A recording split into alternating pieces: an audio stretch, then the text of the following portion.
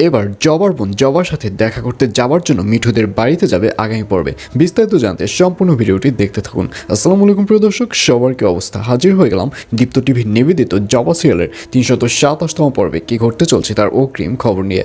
এই পর্বে আপনারা দেখতে পারবেন অবশেষে জবার চাচা চাচি ইউএস থেকে আসা সেই মেয়েটির কাছ থেকে জানতে পারবে যে ওই মেয়েটি হচ্ছে জবার আসল বোন। আর এটি জানার পর ওই মেয়েটি বলবে, আমি আমার বোন অর্থাৎ আমি আমার হারিয়ে যাওয়া বোনের খোঁজের জন্য ইউএস থেকে এখানে এসেছি। আমি জানি আমার হারিয়ে যাওয়া বোনকে আপনারাই এত বছর পেলে পুষে বড় করেছেন, কিন্তু এখন আমি আমার হারিয়ে যাওয়া বোনকে দেখতে চাই। দয়া করে আমার হারিয়ে যাওয়া বোনকে আমার কাছে ফিরিয়ে দিন। আর এইসব কথা শুনে জবার চাচা এবং চাচিকে দেখা যাবে তারা হয়ে দাঁড়িয়ে থাকবে। তারা কিছুতেই বুঝতে পারবে না যে এই মুহূর্তে কী করা দরকার।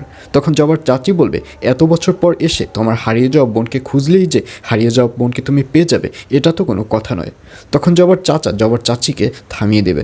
জবার চাচা বলবে, ও আচ্ছা, তুমি তো তোমার হারিয়ে যাওয়া বোনকে খুঁজতে এসেছো, তাই তো?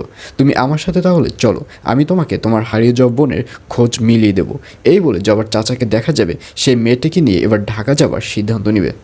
আর অন্যদিকে লুবনাকে দেখা যাবে সে আবারও নতুন করে মিজানের সাথে একটা সম্পর্কে জড়ানোর ট্রাই করবে, এবং মিজানও যেহেতু বর্তমানে একা, মিজানও ট্রাই করবে লুবনার সম্পর্কে জড়িয়ে যাওয়ার, এবং এই ব্যাপারটি নিয়ে মজা নিবে ওখানের যে সুমিত সাহেব রয়েছে সে।